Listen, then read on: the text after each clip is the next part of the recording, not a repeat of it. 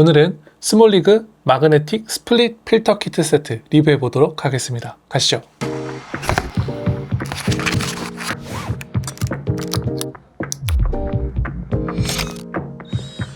일단 오늘의 리뷰를 보시기 전에 꼭 아셔야 될 점이 현재 스몰리그에서 나오는 필터는 두 종류가 있습니다. 하나는 지금 기존에 있는 오즈모 포켓 포피의 이런 렌즈 필터처럼 이렇게 딸깍해서 빼는 이런 형태로 결착하는 형태의 필터들이 있고요. 이런 필터의 장점이라고 하면은 개별적으로 필터 하나만 구매해도 가격이 좀 저렴하다는 장점이 있습니다. 제가 구매한 제품은 마그네틱 필터이고요. 스플릿 필터 세트라고 표기가 되어 있습니다. 자, 이렇게 블랙미스트, CPL, VND 이런 식으로 있는데 이게 굉장히 중요합니다. 이게 뭐냐? 그냥 철판이거든요. 바로 제가 이것 때문에 이 마그네틱 필터 세트를 구매했다고 해도 과언이 아닌데요. 기존의 필터를 제거를 합니다. 그리고 나서 이 베이스 플레이트라는 게 꼭 필요한데요. 이 베이스 플레이트를 방향에 맞춰서 이렇게 설치를 해줍니다.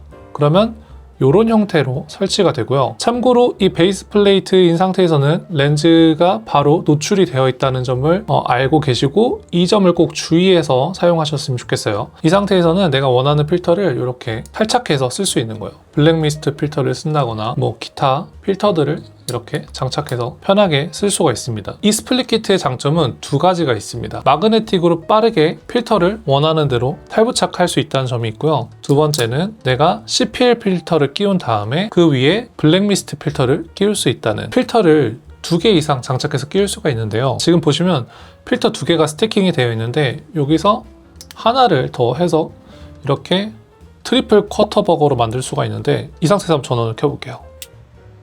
구동은 됩니다. 구동은 되는데 얘가 굉장히 힘들어한다는 거. 약간 이렇게 돌리다 보면은 진동이 올 때가 있어요. 경고 같은 게 뜨더라고요. 짐벌 밸런스를 다시 맞춰서 모터 파워를 조금 올려줘야 되지 않을까라고 생각을 하고 있습니다. 제가 볼 때 3개까지 쓰는 거는 좀 아닌 것 같아요. 넘어갈게요. 스몰리그뿐만 아니라 대부분의 ND는 크게 두 종류가 있습니다.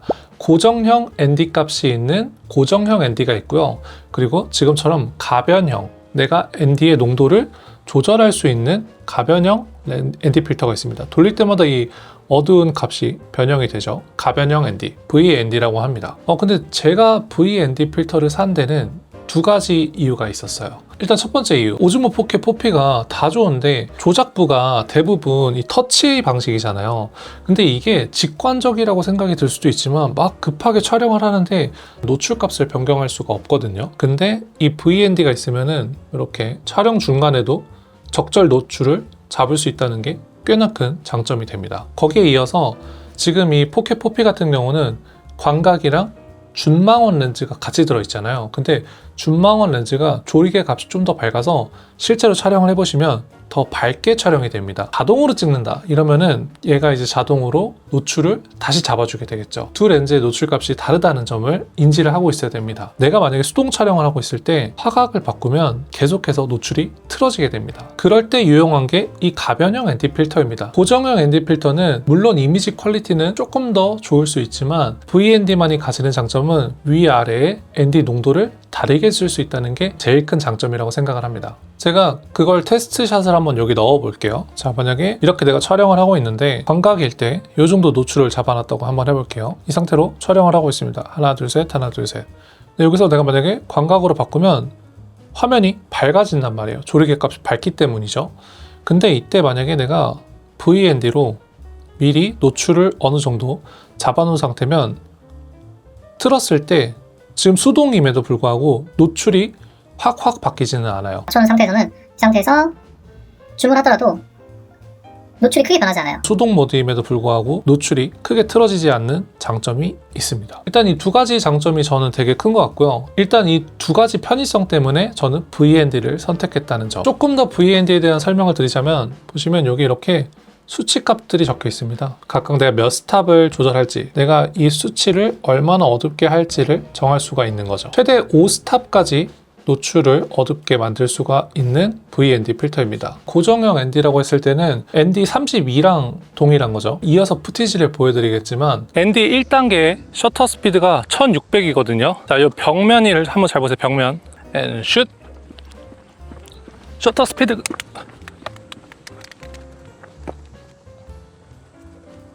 자, 다시 한번 테스트 해볼게요. 1600 셔터 스피드 보시면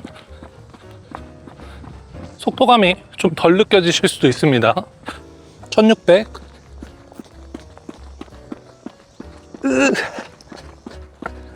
자, 지금은 셔터 스피드를 50까지 낮췄고 아마 이런 부분들이 다 나르고 있을 건데 이 성벽을 좀 중심으로 봐주세요. 이 성벽들을 제가 뛰었을 때 어떤 블러 현상이 나타나는지 극대화시켜서 보여드리려고 일단 50까지 좀 밝게 찍혀도 낮춰봤습니다. 슛! 자, 이 부분, 이 성벽 부분들이 아마 블러가 나고 있겠죠. 자, 언더 앤 슛.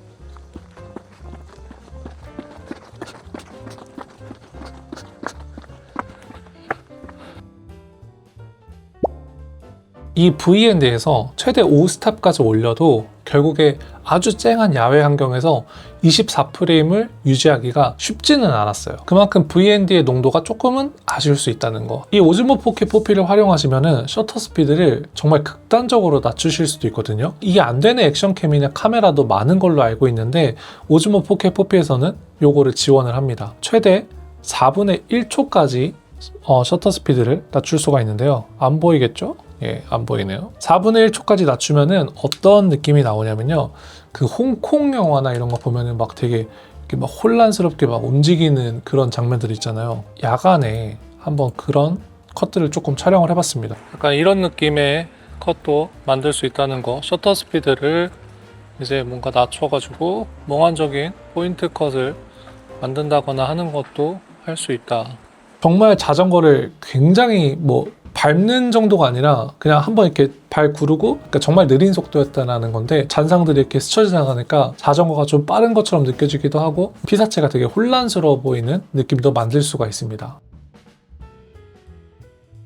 이런 식으로 자동차가 지나가는 궤적을 남긴다거나 하는 영상들을 만드실 수도 있고요. ND 필터를 쓰는 가장 큰 이유는 내가 원하는 모션 블러를 표현하는 데 있다라고 저는 생각을 합니다. 사실 단순히 노출만 조정할 거면 셔터 스피드 올리는 걸로도 노출 자체는 맞출 수 있으니까요. 그럼에도 불구하고 우리가 ND 필터를 쓰는 이유는 내가 원하는 프레임 레이트와 셔터 스피드가 2배로 딱 180도로 맞아 떨어졌을 때 가장 자연스러운 모션 블러가 나온단 말이죠. 감성적이고 이런 영상을 찍고 싶어서 유튜브에 찾아보니까 그럴 경우에는 24프레임을 쓰세요. 이런 영상을 보고 나서 24프레임으로 찍었어. 근데 뭔가 내 영상이 그렇게 서정적인 느낌이 안 나시는 경우는 대부분 24프레임을 놓고 그냥 셔터 스피드를 자동으로 해놓은 경우에, 그러니까 노출을 자동으로 해놓은 경우에 오토 촬영을 하면 24프레임이지만 밖에 나갔을 때 굉장히 밝을 거 아니에요.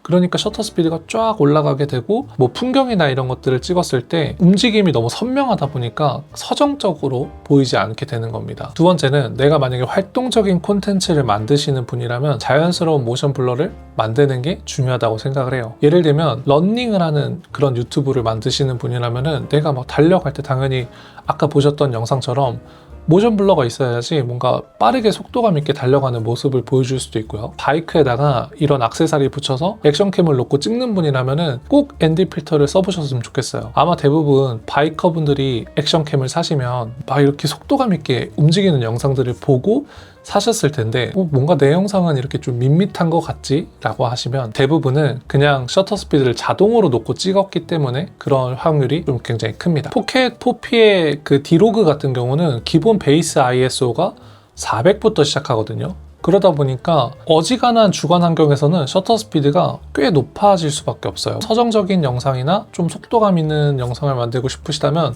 ND 필터는 꼭 필수로 사용을 하셔야 됩니다. VND랑 그냥 고정형 ND를 샀을 때의 차이점이라면 당연히 이미지 퀄리티는 그냥 ND 필터가 더 좋을 거예요. 근데 제가 스몰리그에서 나온 이 VND를 써본 결과 그렇게 색이 틀어진다거나 이런 걸 저는 크게 못 느꼈고요. VND 필터가 좀 저렴하거나 성능이 안 좋은 경우는 X자 현상이 나타날 때가 있거든요. 근데 그런 X 밴딩 현상도 보이지 않았습니다. 제가 썼을 때는 무난하게 쓸 수 있는 필터 세트인 거다라는 생각이 들었고요. VND의 이 돌리는 느낌 있잖아요. 촬영하면서 잘 돌아가는 편이고 촬영 중에 돌리실 때는 여기를 잡고 돌리시는 게 좋아요. 안 잡으신 상태에서 돌리면 그냥 이렇게 계속 돌아가거든요. 헤드에 좀 무리가 갈 수 있을 것 같아서 저는 이렇게 잡은 상태에서 잡고 이렇게 조절을 합니다. 마그네틱이 굉장히 강력합니다. 촬영 중에 만약에 내가 이걸 떼려고 하면은 자칫 잘못하면 확 떨어질 수도 있을 것 같아요. 3개부터는 마찬가지로 그냥 톡